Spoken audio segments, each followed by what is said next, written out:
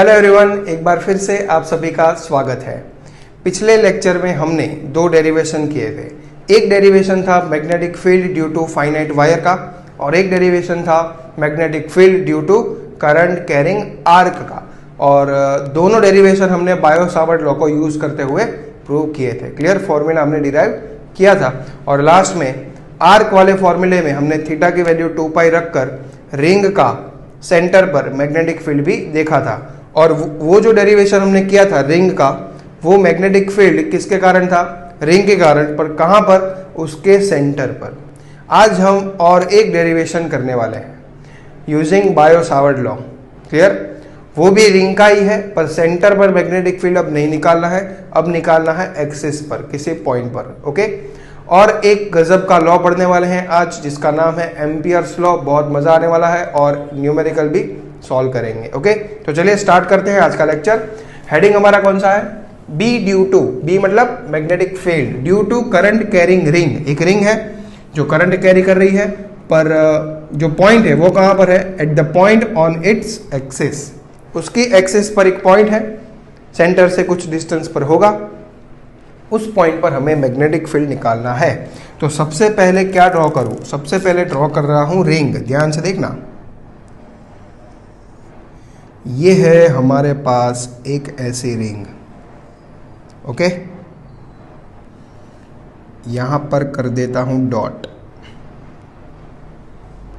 Okay, ये है ring का सेंटर। ध्यान से समझना, सेंटर से एक्सिस पर ये पॉइंट P और मान लो ये distance A। Okay, centre O से एक्सिस पर A डिस्टेंस दूर एक पॉइंट है P पॉइंट पर हमें मैग्नेटिक फील्ड निकालना है। ओके, अब रिंग के सेंटर पर नहीं निकालना है, वो तो हमने देख लिया पिछले लेक्चर में। अब हमें एक्सिस पर कोई पॉइंट है, उस पॉइंट पर मैग्नेटिक फील्ड निकालना है। तो अब करंट कैरिंग रिंग है तो इसमें करंट भी दिखा देते हैं। ध्यान से देखना, मान लो कि ये रिंग में ऐसे करंट फ्लो हो रहा है I। ओके, कैसे करंट फ्लो हो रहा है? ध्यान से देखना, ऐसे एक पूरी रिंग है। ओके, और इस रिंग में करंट कैसे फ्लो हो रहा है? ऐसे।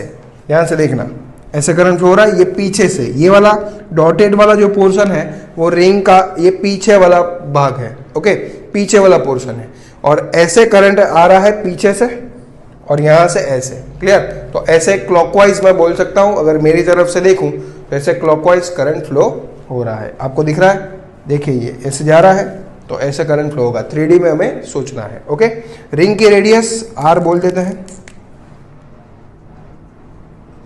कोई डाउट? अब करते हैं डेरिवेशन।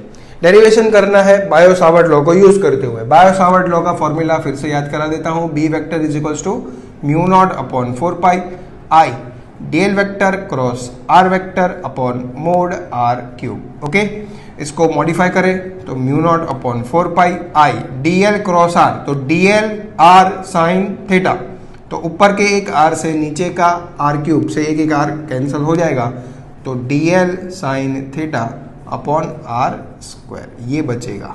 क्लियर है? तो ये जो दूसरा फॉर्मूला है उसको हम यूज करने वाले हैं।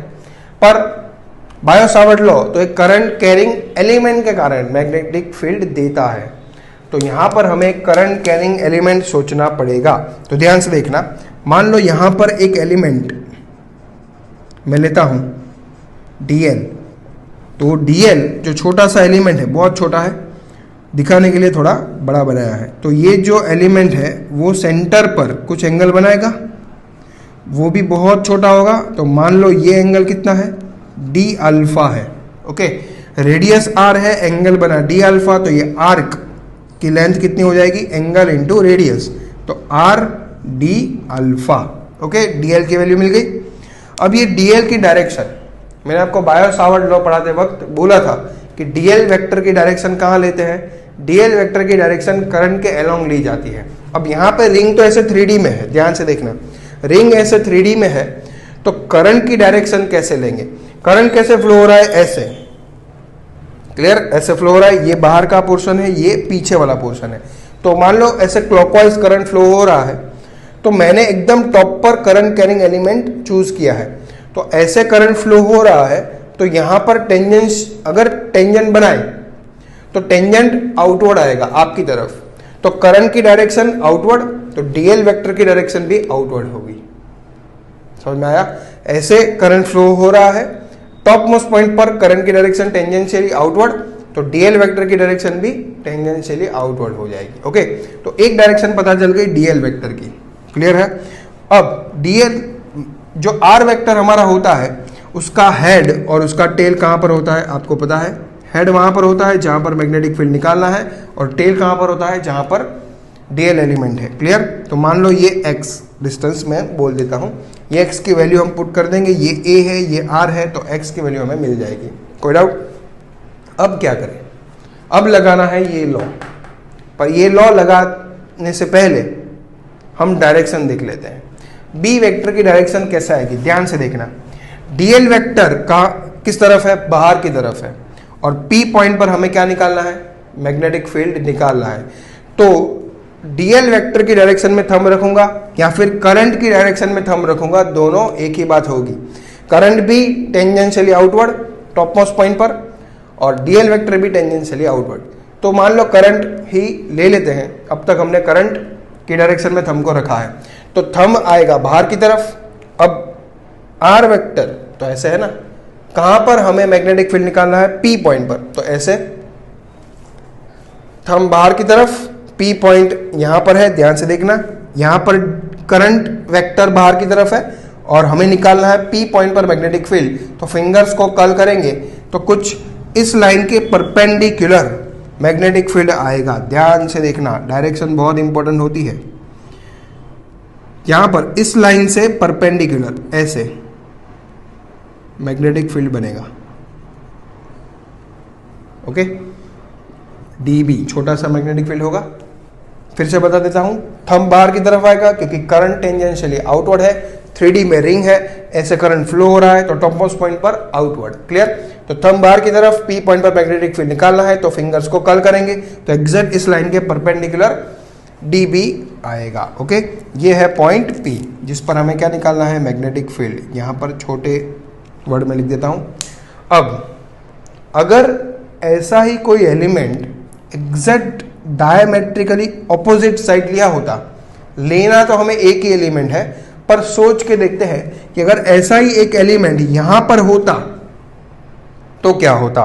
अगर यहां पर भी ऐसे एक एलिमेंट होता तो वो भी डी अल्फा एंगल बनाता, क्लियर। पर करंट की डायरेक्शन कैसे होती, करंट की डायरेक्शन ध्यान से देखना, ऐसे करंट फ्लो हो रहा है, तो मैंने ये एलिमेंट कहां लिया है, एकदम बॉटम पर, तो ऐसे करंट फ्लो हो रहा है, तो एग्जैक्ट बॉटम पर करंट टेंजेंशियली अंदर की तरफ आएगा। ऐसे ऐसे करंट फ्लो हो रहा है, तो नीचे टेंजेंशियली अंदर की तरफ, मतलब करंट की डायरेक्शन इनवर्ड हो जाती, बराबर है। तो करंट की डायरेक्शन इनवर्ड हो जाती तो थंब रहेगा अंदर की तरफ, पी पॉइंट पर मैग्नेटिक फील्ड निकालना है, तो फिंगर्स को कर्ल करेंगे, तो एग्जैक्ट जो ये लाइन बनेगी उस लाइन के परपेंडिकुलर डीबी वेक्टर बनता। ध्यान से देखना, ये समझाने के लिए मैंने बनाया है। ऐसे कोई दो एलिमेंट हमें नहीं लेने हैं, एलिमेंट तो एक ही रहेगा, पर कुछ कुछ कंपोनेंट्स डीबी के कट हो जाएंगे, इसलिए ये बताया है। ध्यान से देखना, ऊपर की तरफ एलिमेंट चूज किया तो ये डीबी की डायरेक्शन आई, अगर एलिमेंट नीचे लिया होता तो ये डीबी की डायरेक्शन आती। ओके, अब मेरी बात ध्यान से समझना। मान लो कि ये एंगल थीटा है, ओके, तो ये जो मैंने लाइन बनाई, ये पूरा एंगल कितना हो जाता, 90 डिग्री। ये थीटा है तो ये कितना हो जाएगा, 90 माइनस थीटा, और ये लाइन के बीच में भी 90 डिग्री एंगल है, तो ये एंगल भी कितना हो जाएगा, थीटा, बराबर। ये थीटा, ये 90 माइनस थीटा, तो ये थीटा हो जाएगा, क्लियर है। तो ये डीबी का एक कंपोनेंट आएगा डीबी कॉस थीटा और एक आएगा डीबी साइन थीटा, क्लियर। ऐसे ही अगर ये एलिमेंट ऊपर ना होता, नीचे होता, तो यहां पर एंगल बनता थीटा, है ना। अगर ये एलिमेंट मैंने नीचे लिया होता तो डीबी की डायरेक्शन ये आ जाती, ऊपर वाला कुछ आता नहीं, तो ये एंगल थीटा हो जाता। तो इसका नीचे की तरफ कॉस थीटा और इधर डीबी साइन थीटा। तो अगर हम देखें तो यहां पर एक एलिमेंट होगा, उसके डायमेट्रिकली ऑपोजिट साइड एक एलिमेंट होगा, यहाँ पर एक एलिमेंट, उसके सामने एक एलिमेंट, ऐसे अगर दो दो एलिमेंट की पेयर लें तो उसके एक कंपोनेंट कट हो जाएंगे। जैसे यहाँ पर dB का ये वाला कंपोनेंट dB cos थीटा है और इस dB का नीचे वाला कंपोनेंट dB cos थीटा है, तो वो क्या हो जाएगा, कैंसल आउट हो जाएगा। मतलब ऐसे मैग्नेटिक फील्ड बनेगा, देखना ध्यान से, ऐसे यहाँ पे दिख रहा है आपको, ऐसे, क्लियर। तो ये dB का एक ही कंपोनेंट बचेगा जो है dB sin थीटा। ऐसे बारी बारी से अगर दो दो एलिमेंट लेते जाएं तो सभी एलिमेंट के dB का cos कंपोनेंट कैंसिल हो जाएगा, बचेगा ओनली sin कंपोनेंट। क्लियर। दो एलिमेंट लेने नहीं है, पर ये समझाने के लिए मैंने दो एलिमेंट लिए हैं, बराबर, कि कौन सा एलिमेंट कट होगा ये समझाने के लिए मैंने ये एलिमेंट लिए हैं दो दो, बाकी तो हमें एक ही एलिमेंट से काम करना है। ओके, तो जो भी मैग्नेटिक फील्ड है वो है dB sin थीटा, बराबर। तो अब मुझे इंटीग्रेशन करना होगा खाली किसका, dB sin थीटा का। तो सबसे पहले dB लिख देते हैं बायो सावर्ट लॉ को यूज करते हुए।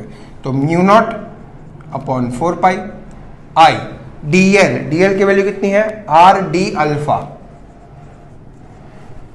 उसके बाद आता है साइन थीटा। तो यहां पर मैंने आपको बताया था कि ये थीटा किसके बीच का एंगल होता है, dl और r के बीच का। तो dl कैसा है हमारा, आउटवर्ड है, और r कैसा है, ये रहा r जिसको मैंने x बोला हुआ है। तो देखिए ये एंगल कितना बन रहा है, ऐसे, ये रेड मार्कर r वेक्टर है और ये ब्लैक मार्कर dl वेक्टर है। तो ये एंगल कितना बन रहा है, 90 डिग्री। तो साइन 90 कितना हो जाएगा, 1 अपॉन आर स्क्वायर, मतलब एक्स स्क्वायर। मैंने यहां पे r को x बोला हुआ है। ओके, तो dB की वैल्यू आ गई mu naught upon 4 pi I r d alpha sign 91 upon x square. Clear. अब क्या हमें dB का इंटीग्रेशन करना है, नहीं। अगर dB का इंटीग्रेशन करेंगे तो उसमें cos कंपोनेंट भी आ जाएगा और sin कंपोनेंट भी आ जाएगा। पर हमने अभी क्या देखा कि जो cos कंपोनेंट है वो तो कैंसल आउट हो जा रहे हैं। तो फाइनली जो इंटीग्रेशन होगा वो किसका होगा, dB sin थीटा का। तो यहां पर dB sin थीटा लिख देते हैं।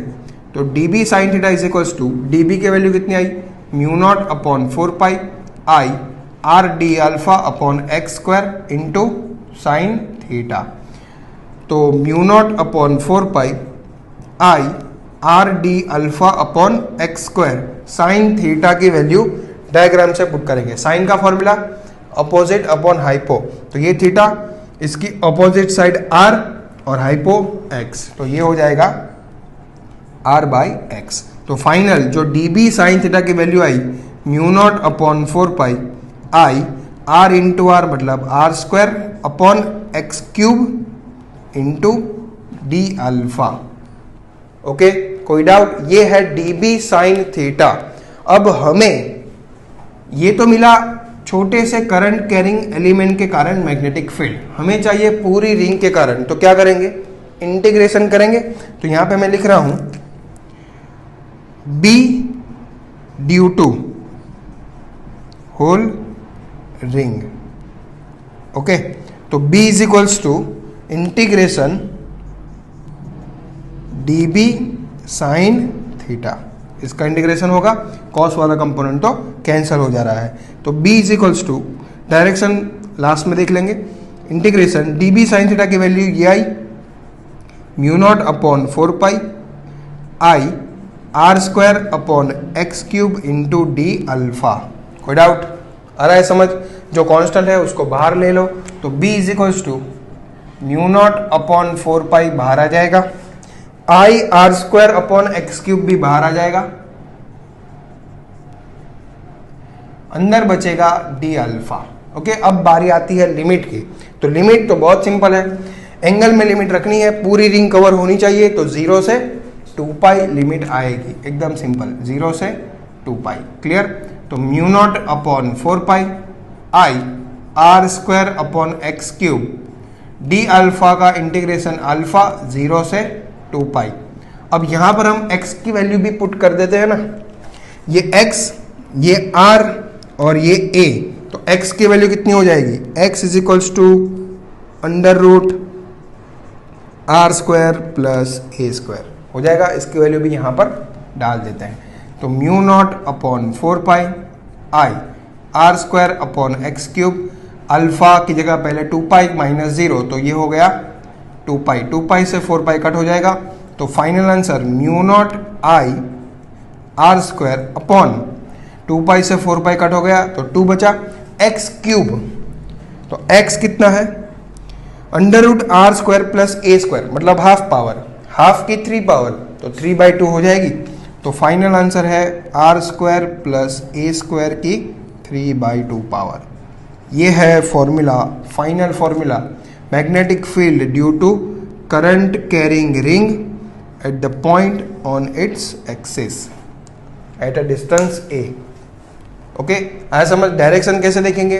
करंट की डायरेक्शन में फिंगर्स को कर्ल कर दो, करंट ऐसे फ्लो हो रहा है, करंट ऐसे फ्लो हो रहा है, करंट की डायरेक्शन में फिंगर्स को कर्ल कर दो, थंब आ रहा है इधर की तरफ, तो ये डायरेक्शन हो जाएगी मैग्नेटिक फील्ड की, ये वाली इस तरफ। ओके, एक्सिस के अलोंग इस तरफ। कोई डाउट? फिर से फटाफट समझा देता हूं, ध्यान से देखना। सबसे पहले मैंने रिंग ली, रिंग में एक करंट फ्लो करवाया जो कि मेरे हिसाब से क्लॉकवाइज है, ऊपर की तरफ एक एलिमेंट लिया तो करंट की डायरेक्शन आउटवर्ड, डीएल वेक्टर की डायरेक्शन भी आउटवर्ड, डीएल की वैल्यू आर डी अल्फा हो जाएगी, ये डिस्टेंस एक्स है। अगर ऊपर की तरफ एलिमेंट है तो थंब बाहर रहेगा, पी पॉइंट पर मैग्नेटिक फील्ड निकालनी है, फिंगर्स को कर्ल करेंगे तो इस तरफ डीबी की डायरेक्शन आएगी। अगर ऐसा ही एलिमेंट अगर नीचे लिया होता तो थंब अंदर आता, क्योंकि करंट ऐसे फ्लो हो रहा है तो नीचे की तरफ इनवर्ड करंट की डायरेक्शन मिल जाती, तो थंब रहेगा अंदर की तरफ, पी पॉइंट पर मैग्नेटिक फील्ड निकालना है, फिंगर्स को कर्ल करेंगे तो एग्जैक्ट 90 डिग्री पर डीबी ऐसे आता, ये थीटा, ये 90 माइनस थीटा, तो ये भी हो जाएगा थीटा, तो ये डीबी का कॉस, नीचे के डीबी वाले का कॉस कैंसिल हो जाएगा, तो बचेगा ओनली साइन। तो हमें फाइनल जो इंटीग्रेशन करना होगा वो डीबी साइन थीटा का ही करना होगा, क्योंकि कॉस वाले कंपोनेंट तो कैंसिल हो जाते हैं। तो सबसे पहले डीबी बायो सावर्ट लॉ से लिखा, म्यू नॉट अपॉन 4 पाई आई डीएल की value are d alpha sign 90 कैसे बना, ये डीएल वेक्टर और ये आर वेक्टर, एक्स वाला जो है वो आर वेक्टर है, तो एंगल बनेगा 90 अपॉन एक्स स्क्वायर। फिर कैलकुलेशन करी, डीबी साइन थीटा पहले निकाल लिया, क्यों? क्योंकि हमें इंटीग्रेशन डीबी साइन थीटा का ही तो करना है, तो डीबी की वैल्यू पुट करी, साइन थीटा यहां से देख लिया आर अपॉन एक्स, ये आ गया डीबी साइन थीटा। फिर उसका क्या कर दिया, इंटीग्रेशन लिमिट 0 से 2 पाई। आया समझ? और डायरेक्शन, करंट की डायरेक्शन में, रिंग में जैसे भी करंट फ्लो हो रहा है उस डायरेक्शन में फिंगर्स को कर्ल कर दो, थंब की डायरेक्शन मैग्नेटिक फील्ड की डायरेक्शन को रिप्रेजेंट करती है। आया समझ? कोई डाउट? फटाफट इसको नोट कीजिए, फिर इसके ऊपर एक क्वेश्चन लेंगे। तो देखिए हमारे पास 2 रिंग है, दोनों की रेडियस r है, ये है इस रिंग का सेंटर, ये है इस रिंग का सेंटर, यहाँ पे एक पॉइंट है P जो इसके सेंटर से r डिस्टेंस पर है, इसके सेंटर से भी r डिस्टेंस पर है। P पॉइंट पर हमें क्या कैलकुलेट करना है, magnetic field due to both the rings. Clear? तो क्या करेंगे, P पॉइंट पर मैग्नेटिक फील्ड कैलकुलेट करना है तो क्या करें, रिंग है तो P पॉइंट कहाँ पर है, दोनों रिंग के एक्सिस पर है, तो फॉर्मूला कौन सा लगाएंगे, जो अभी हमने डिराइव किया, फॉर्मूला याद होना चाहिए, mu naught upon 4 pi I are square upon mu naught I are square upon 2 R square plus a square की 3/2 पावर। कोई डाउट? तो वो फॉर्मूला यूज करेंगे, ध्यान से देखना। अब डायरेक्शन देख लेते हैं, इसमें करंट कैसा है, अगर मेरे हिसाब से देखें तो ऐसे क्लॉकवाइज है तो इस डायरेक्शन में आएगा, और अगर इसका देखें तो भी वो क्लॉकवाइज ही करंट है, तो उसकी डायरेक्शन भी इस तरफ ही होगी। क्लियर? तो दोनों की डायरेक्शन एक ही तरफ है तो ऐड होगा। ऐड होगा तो क्या करेंगे, फॉर्मूला सबसे पहले यूज करने वाले हैं, तो फॉर्मूला यूज करेंगे तो B is equals to mu naught I are square upon 2 R square plus a square की 3/2 पावर, ये फॉर्मूला है। दोनों रिंग के कारण एक ही डायरेक्शन में आ रहा है तो ऐड हो जाएगा, तो इंटू 2 भी कर देता हूं, mu naught I current flow हो रहा है दोनों में, आर स्क्वायर रेडियस आर है upon 2 R square plus a square. अब ए क्या था, ए था रिंग के सेंटर से जिस पॉइंट पर मैग्नेटिक फील्ड निकालना है वहां तक का डिस्टेंस, तो आर है, इसका भी आर है, तो ये हो जाएगा आर स्क्वायर और 3/2 पावर इंटू 2, तो ये 2 से तो ये 2 कैंसिल हो जाएगा, तो B is equals to mu naught I are square upon ये 2 कैंसिल हो गया, R square plus R square मतलब 2r²। 2r² की कितनी पावर 3/2, तो mu naught I are square. 2 की 3/2 पावर कितनी हो जाएगी 2√2 और आर स्क्वायर की 3/2 पावर r³, तो आर स्क्वायर से r³ कैंसल, तो म्यू नॉट आई अपॉन 2√2r। ये है वैल्यू। और डायरेक्शन तो पहले ही मैंने बता दी, क्लॉकवाइज करंट, तो इस डायरेक्शन में मैग्नेटिक फील्ड होगा। तो ये है डायरेक्शन एक्सिस के अलोंग, बराबर। तो ऐसे सिंपल से क्वेश्चन आते हैं, फॉर्मूला यूज करना है, वैल्यू पुट करनी है, आंसर तक जाना है। ओके, फटाफट नोट कर लीजिए। फिर हम एक गजब का लॉ जिसका नाम है एम्पियर्स लॉ, वो पढ़ने वाले हैं, बहुत मजा आएगा, ध्यान से देखना। तो चलिए स्टार्ट करते हैं एम्पियर्स लॉ। एम्पियर्स लॉ सबसे पहले क्या कहता है उसके बारे में डिस्कशन करने से पहले मैं आपको याद दिलाना चाहूंगा इलेक्ट्रोस्टैट्स। इलेक्ट्रोस्टैट्स में 2 लॉ आए थे, एक था कूलम्ब्स लॉ और एक था गॉस लॉ। कूलम्ब्स लॉ से भी क्वेश्चन हो जाते हैं, गॉस लॉ से भी क्वेश्चन हो जाते हैं। फर्क सिर्फ इतना है कि गॉस लॉ में जो सिस्टम होता है उसमें कुछ सिमेट्री होनी चाहिए।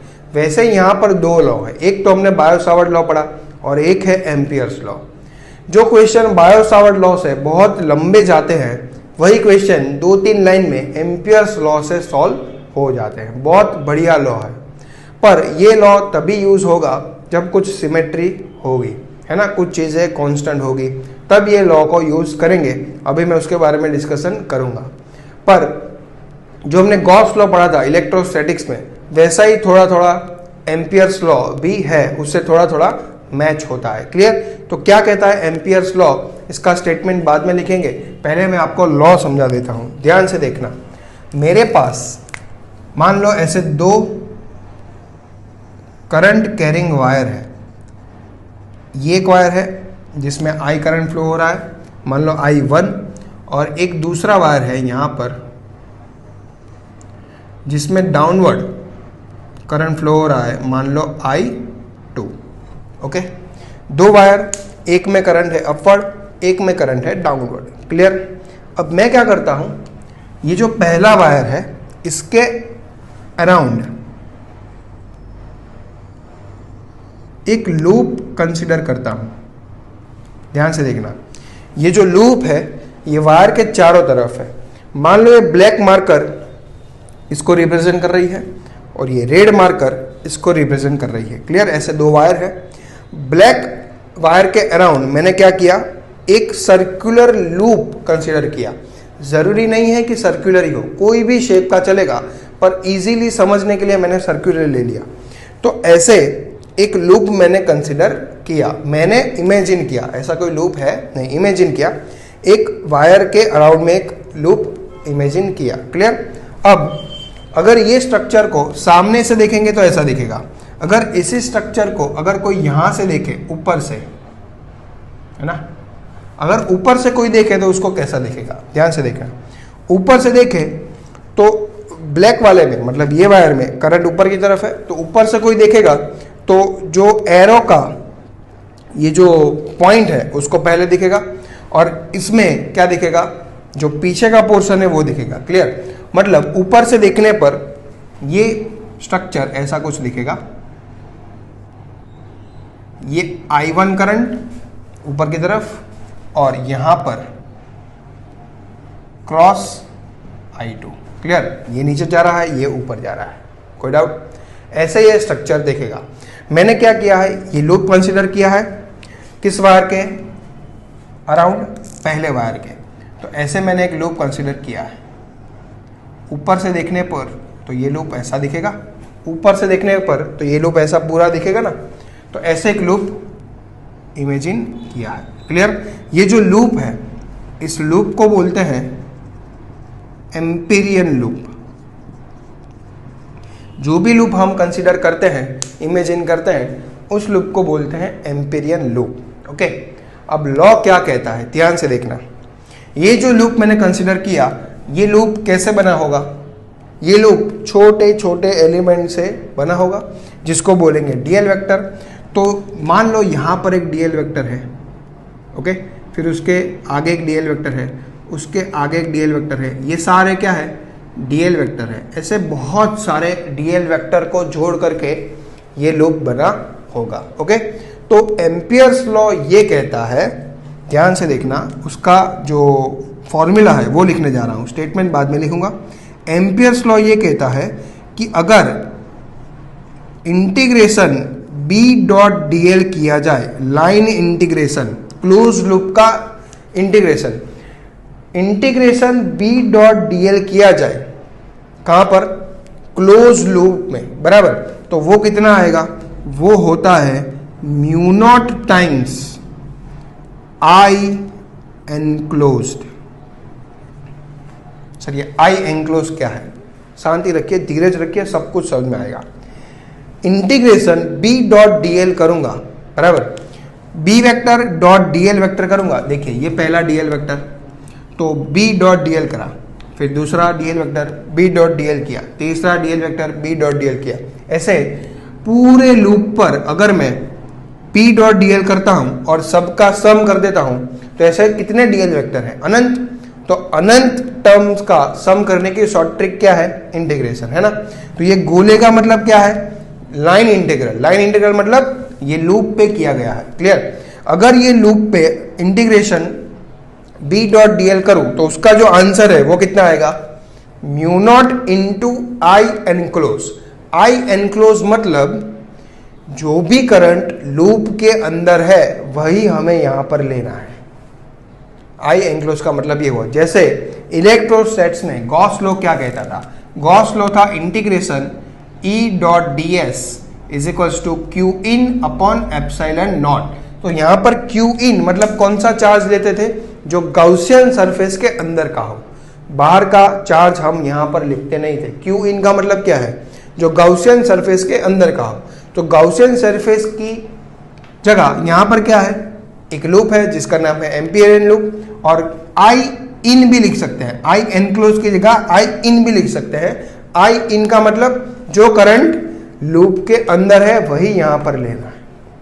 ओके, गॉस लॉ में ये ई वेक्टर क्या था, ई वेक्टर था electric field due to all the charges. वैसे ही यहां पर बी वेक्टर क्या है, बी वेक्टर मैग्नेटिक फील्ड है due to all the currents. Net magnetic field है, ध्यान में रखना, बहुत इंपॉर्टेंट बात है।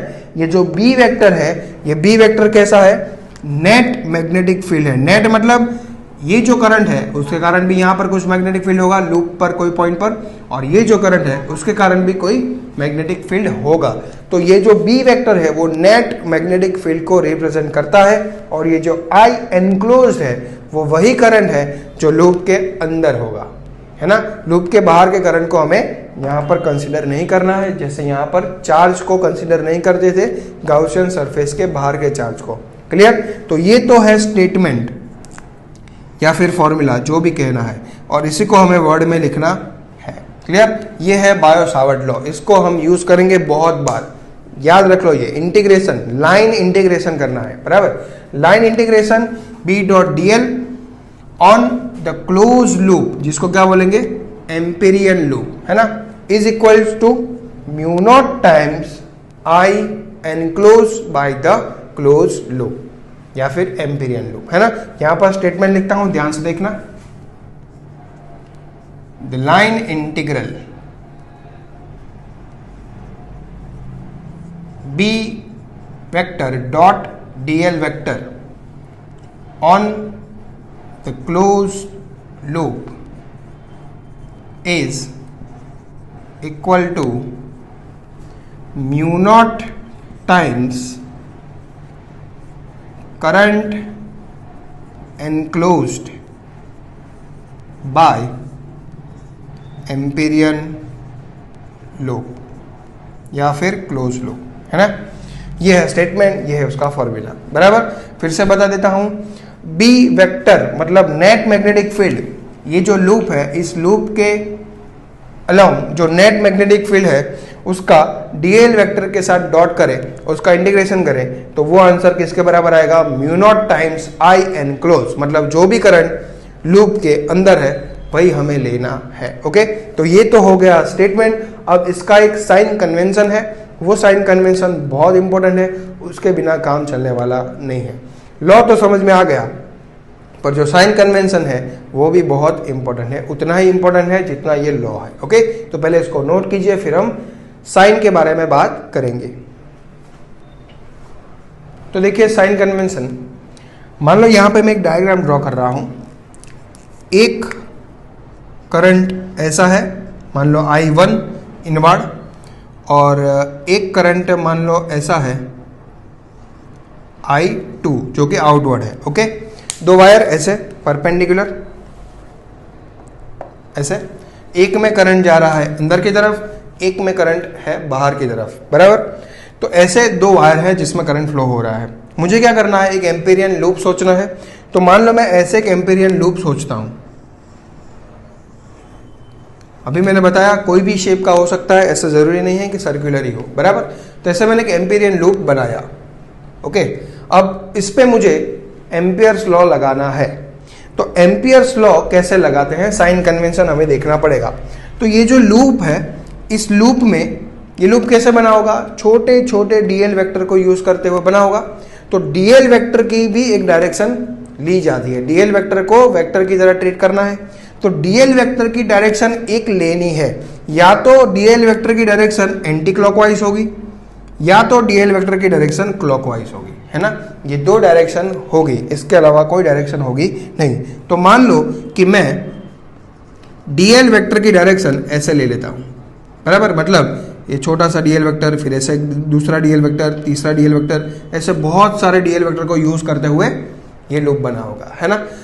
आपकी मर्जी, आप क्लॉकवाइज भी ले सकते हैं, कोई भी एक डायरेक्शन अपनी मर्जी से चूज करनी है। क्लियर। तो मैंने ले लिया एंटी क्लॉकवाइज, बराबर। अब मुझे लगाना है एम्पियर्स लॉ। तो क्या करूं, एम्पियर्स लॉ तो याद होना चाहिए ना यार। Integration, close integration B vector dot dl vector is equals to mu naught times I in, या फिर आई एनक्लोज। अब आई एनक्लोज का मतलब क्या हुआ, जो करंट लूप के अंदर होगा वही लिखना है। तो ये करंट क्या लूप के अंदर है, जी हाँ। ये करंट लूप के अंदर है, जी हाँ। अब करंट की डायरेक्शन तो देखनी पड़ेगी ना, एक करंट अंदर की तरफ है, एक करंट बाहर की तरफ है। तो कौन सा प्लस लेंगे, कौन सा माइनस लेंगे, यही तो है साइन कन्वेंशन, बराबर। तो देखिए डीएल वेक्टर की डायरेक्शन मैंने ली है एंटी क्लॉकवाइज। तो डीएल वेक्टर की डायरेक्शन में थंब फिंगर्स को कर्ल करो। डीएल वेक्टर की डायरेक्शन एंटी क्लॉकवाइज है, तो ऐसे फिंगर्स को कर्ल करूंगा, थंब आया बाहर की तरफ, मतलब जो भी करंट बाहर की तरफ होगा वो लूंगा प्लस, और जो भी अंदर की तरफ होगा वो लूंगा माइनस। अगर किसी ने क्लॉकवाइज डायरेक्शन ली होती डीएल वेक्टर की, तो ऐसे फिंगर्स को कर्ल करते। तो अंदर थंब आ रहा है, तो जो अंदर का करंट होगा वो होगा प्लस, और बाहर का होगा वो होगा minus. In short, DL vector clockwise लिया तो क्लॉकवाइज फिंगर्स को कर्ल करो, थंब जिस तरफ आएगा उस तरफ का करंट प्लस लेंगे, और उसके रिवर्स वाला माइनस लेंगे। जैसे कि यहां पर मैंने लिया है एंटी क्लॉकवाइज, तो फिंगर्स को ऐसे कर्ल करूंगा, थंब बाहर की तरफ आ रहा है, तो I2 प्लस होगा, I1 माइनस होगा। क्लियर। तो यहां पर जो फाइनल रिजल्ट आएगा, line integral B dot DL is equals to mu naught I in. तो I इन में I2 प्लस और I1 माइनस, तो ये लिखूंगा I2 माइनस I1, ऐसे लिखेंगे। ऐसे अगर मान लो 3-4 वायर भी है अंदर, तो जिसमें भी करंट आउटवर्ड है वो प्लस, जिसमें इनवर्ड है वो माइनस, क्योंकि मैंने ये डायरेक्शन एंटी क्लॉकवाइज ली है। अगर आपने क्लॉकवाइज ली होती तो अंदर के प्लस होते, बाहर के माइनस होते। हाँ समझ। तो ये तो है इसका साइन कन्वेंशन। लूप में हमें कंपलसरी एक डायरेक्शन तो अज्यूम करनी ही है, या तो क्लॉकवाइज या तो एंटी क्लॉकवाइज, बराबर। अब एम्पियर्स लॉ से 2-3 लाइन में आंसर आ जाता है क्वेश्चन का। बायो सावर्ट लॉ से जो बड़े बड़े डेरिवेशन है वो 2-3 लाइन में हो जाते हैं, पर सभी जगह एम्पियर्स लॉ लगा नहीं सकते। जैसे गॉस लॉ सिमेट्री होती है वहीं लगा सकते हैं, वैसे ही एम्पियर्स लॉ की भी कुछ कंडीशन है। क्या कंडीशन है, ध्यान से देखना। कॉन्सेप्चुअल बात बता रहा हूं, बहुत इंपॉर्टेंट है, ध्यान से देखना। इसको अगर मैं हेडिंग देना चाहूं तो वैलिडिटी लिख देता हूं। वैलिडिटी का मतलब क्या हुआ कि कहां कहां पर एम्पियर्स लॉ वैलिड होगा, है ना। तो समझ लीजिए मेरे पास ऐसे करंट कैरिंग वायर है ना, जिसमें आई करंट फ्लो हो रहा है और इसमें मैंने एक लूप कंसीडर किया, ऐसा सर्कुलर लूप, बराबर, ऐसे एक लूप कंसीडर किया।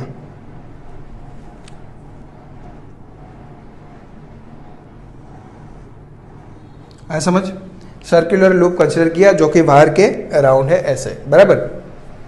अब एम्पियर्स लॉ कब लगाया जा सकता है, कहाँ कहाँ वैलिड है? तो हमें क्या करना है, खाली एम्पीरियन लूप बनाने से काम नहीं हो जाता। एम्पीरियन लूप के साथ साथ उस लूप को कवर करती हुई एक सरफेस भी बनानी पड़ती है। ध्यान से देखना, ये जो लूप है ऐसे है ना, बीच में वायर है ऐसे और लूप ऐसे है, तो इस लूप को कवर करती हुई एक सरफेस भी बनानी है ऐसे ऊपर 3D में, है ना। जैसे मान लो चाय छानने की जो छलनी होती है वो आपने देखी होगी, वो एक लूप होता है और उसके ऊपर ऐसे छलनी होती है ना। तो वैसे ही ये एक लूप है और इस लूप को कवर करती हुई एक सरफेस बनानी है सब तरफ, ऐसे, है ना। ऐसे सरफेस बनानी, ऊपर तरफ बनाओ या नीचे तरफ बनाओ चलेगा, तो एक सरफेस बनानी है ना। तो ऐसे यहां पर एक सरफेस बनेगी ऐसे, आ समझ? ये कुछ ऐसे हो जाएगा, ये लूप और ऐसे एक सरफेस, बराबर, 3D में है, सब तरफ है ऐसे, क्लियर? अब एम्पियर्स लॉ कब वैलिड है? अगर इस सरफेस से, अब ऐसे कितनी सरफेस बनेगी? अनंत। अगर सरफेस से current odd number of time pass हो जाए तब एम्पियर्स लॉ वैलिड है। अगर इवन नंबर ऑफ टाइम्स पास हो जाए तब एम्पियर्स लॉ वैलिड नहीं है, ऐसा बोलेंगे। वहां पर भी वैलिड है, पर क्यों नहीं है मैं आपको अभी बताऊंगा। ये लूप, ये सरफेस, इस सरफेस में से करंट कितनी बार पास हो रहा है? एक बार, है ना। तो यहां पर एम्पियर्स लॉ लगाएंगे, हाँ। पर अगर एक और सरफेस ली जाए ऐसे, है ना, तो वायर तो यहां खत्म हो जा रहा है, तो इस सरफेस में तो कोई करंट पास ही नहीं हो रहा है ना। अगर उसके ऊपर भी एक बड़ा सा सरफेस बनाए तो उसमें से तो कोई करंट पास ही नहीं हो रहा है, तो करंट पास नहीं हो रहा है तो आई इन के वैल्यू कैसे लिखेंगे, है ना। करंट पास नहीं हो रहा है तो एम्पियर्स लॉ वैलिड नहीं है। मतलब इसके ऊपर और एक सरफेस बनाए तो उसमें से भी करंट पास नहीं होगा। तो इन शॉर्ट ऐसे कितने सरफेस बन सकते हैं? इनफाइनाइट। तो इन शॉर्ट ये जो वायर है ये कैसा होना चाहिए? प्रैक्टिकली इनफाइनाइट होना चाहिए, है ना। अगर ये वायर इनफाइनाइट है तो जितने भी सरफेस बनाएंगे सभी सरफेस में से करंट पास तो होगा ही, है ना। और करंट पास कैसे होना चाहिए? Odd number of times. अगर किसी ने ऐसे सरफेस बना ली, ध्यान से देखना, ये वायर मान लो यहां पर एक लूप है ऐसे, ये लूप, और इस लूप को कवर करते हुए मान लो किसी ने ऐसे सरफेस बना ली, है ना। इनफाइनाइट वायर है, क्लियर, दोनों तरफ। ये भी ऐसे भी एक सरफेस बन सकती है पूरी 3D में, बराबर। तो अब करंट कितनी बार पास हो रहा है देखिए, यहां से तो करंट, मान लो आई करंट ऐसे फ्लो हो रहा है, तो ये करंट ये वाली सरफेस देखनी है, बराबर। तो यहां से बाहर निकला, यहां से फिर एंटर हुआ, और ये इनफाइनाइट है तो यहां से फिर से बाहर निकलेगा, है ना। तो इफेक्टिवली करंट क्या हो रहा है? बाहर निकल रहा है। तो यहां पर भी एम्पियर्स लॉ वैलिड है, 3 बार पास कर रहा है, 1 2 3, तो ऑड नंबर ऑफ टाइम्स है तो एम्पियर्स लॉ लगाया जा सकता है। अगर इवन नंबर ऑफ टाइम, अब इसमें भी कंडीशन है कि सभी सरफेस में से ऑड नंबर ऑफ टाइम्स पास होना चाहिए। ऐसा नहीं कि कुछ सरफेस में से ऑड नंबर ऑफ टाइम्स पास हो और कुछ सरफेस में से इवन नंबर ऑफ टाइम्स पास हो, ऐसा नहीं चलेगा। जितनी भी सरफेस आप बनाओ सभी सरफेस में से odd number of times current pass होना चाहिए, तभी एम्पियर्स लॉ वैलिड है ना। अब इवन नंबर ऑफ टाइम्स की बात करते हैं। मान लो कि ये सरफेस में यहां पर करंट एग्जिट नहीं कर रहा होता, तो यहां से एग्जिट हुआ, यहां से एंटर हुआ, तो जो एग्जिट हुआ उसको प्लस ले लो, जो एंटर हुआ उसको माइनस ले लो, तो करंट एक बार प्लस एक बार माइनस, तो इफेक्टिवली करंट कितना हो गया? 0 हो गया। तो आई इन की वैल्यू 0 रखेंगे तो आंसर 0 आ जाएगा। इसलिए Ampere's law even number of times में वैलिड नहीं है। आया समझ? तो कॉन्सेप्चुअल पार्ट है ये तो बहुत, बाकी जिसको समझ में नहीं आता है वो तो इतना याद रखे कि अगर ये वायर इनफाइनाइट है तब तो एम्पियर्स लॉ लगेगा ही लगेगा, बराबर, और अगर फाइनाइट है तो एम्पियर्स लॉ नहीं लगेगा, है ना। या फिर ये जो वायर है ये अगर ऐसे क्लोज लूप बना ले, वायर अगर एक क्लोज लूप बना ले तो भी एम्पियर्स लॉ वैलिड है, बराबर। या तो वायर इनफाइनाइट होगा तब वैलिड है, या तो वायर क्लोज लूप बनाए तब वैलिड है, बराबर, बाकी वैलिड नहीं है। तो ऐसी कुछ सिमेट्री होगी तभी एम्पियर्स लॉ को लगाया जा सकता है। आया समझ? बहुत कॉन्सेप्चुअल पार्ट मैंने आपको बताया। तो शॉर्ट में क्या हुआ कि अगर करंट सरफेस में से ऑड नंबर ऑफ टाइम्स पास हो जाए तब एम्पियर्स लॉ वैलिड है। ओके, अब इस एम्पियर्स लॉ में कुछ इंपॉर्टेंट बातें हैं, ध्यान से देखना, जो कि मैंने आपको पहले बताई दी है। ये जो बी वेक्टर है वो नेट मैग्नेटिक फील्ड है, ये आई इन क्या है, जो कि एम्पियर एंड लूप के अंदर का करंट है, वही हमें लिखना है, बराबर। अगर किसी का आंसर इंटीग्रेशन B.dl 0 आता है, मान लो कैलकुलेशन करते हुए आंसर 0 आ गया, तो इसका क्या मतलब निकालेंगे? इसका मतलब ये होगा कि ये जो आई एनक्लोज है वो 0 है। ध्यान से समझना, अगर इंटीग्रेशन B.dl की वैल्यू 0 आ गई, इसका क्या मतलब हुआ कि लूप में जो करंट है, लूप के अलोंग जो करंट है, सॉरी, लूप के अलोंग जो मैग्नेटिक फील्ड है वो 0 नहीं है। ध्यान से समझना मेरी बात, इंटीग्रेशन B.dl की वैल्यू 0 आ गई, इसका मतलब ये नहीं होता कि B 0 है लूप के अलोंग, बराबर। इसका मतलब ये होगा कि करंट एनक्लोज 0 है। पर आप अगर आपको बता दिया है कि लूप के अलोंग हर जगह B 0 है, हर पॉइंट पर, जैसे मान लो ये लूप है, यहां पर भी B 0, यहां पर भी B 0, यहां पर भी B 0, हर जगह B 0 है, तब इंटीग्रेशन B.dl 0, तब भी तो 0 आएगा आंसर, है ना।